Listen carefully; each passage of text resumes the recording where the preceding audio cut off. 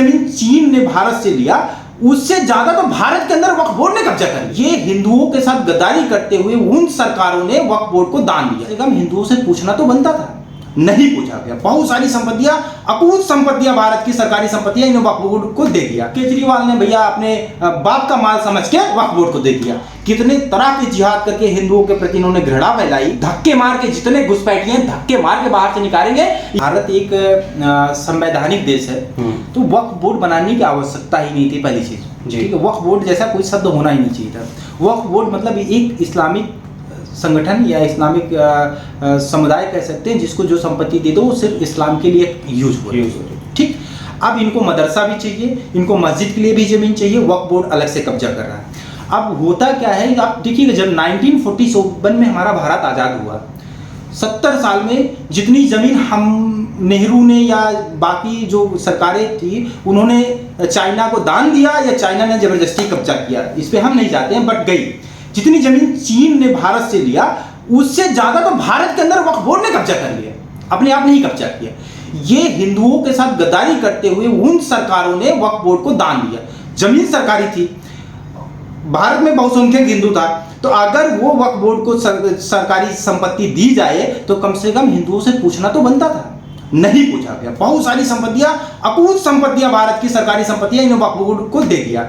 अब होता क्या है, चलो ठीक है, तब हिंदू नहीं जागा। उसके बाद अभी करंट का देखिए, दिल्ली में जब से अरविंद केजरीवाल की सरकार बनी है तब से 100 से 150 सरकारी संपत्तियां केजरीवाल ने भैया अपने बाप का माल समझ के वक्फ बोर्ड को दे दिया।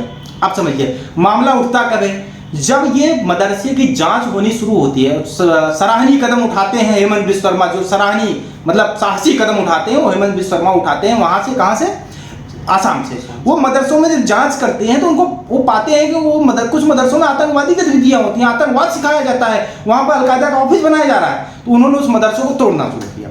अब वो उसकी कार्रवाई होते हुए उत्तर प्रदेश में आई, तो आप जैसे पत्रकार बंधु हैं, वो भाई साहब वहां पे गए, एक मदरसे के अंदर गए, उनकी जान पे बनाई। उस मदरसे में उनको मारने का प्लान हो गया। वो वीडियो बहुत वायरल हुआ होगा, आपने भी देखा होगा।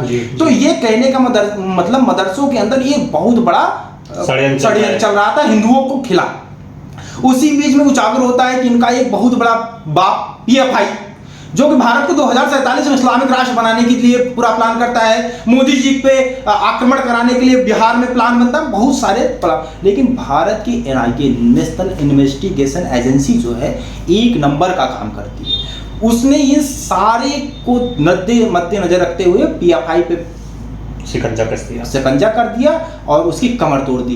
अब बाकी बचा हुआ जो रोष है, जो वक्फ बोर्ड अभी निरंकुश था, कहीं भी कब्जा कर लेता था, सरकार साठगांठ किया, कब्जा किया।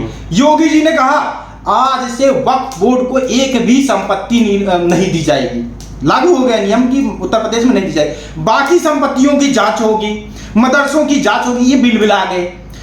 असम में होगी, उत्तराखंड में, जहां जहां ये हमारे राष्ट्रवादी सरकार है वहां पे जांच हो रही है।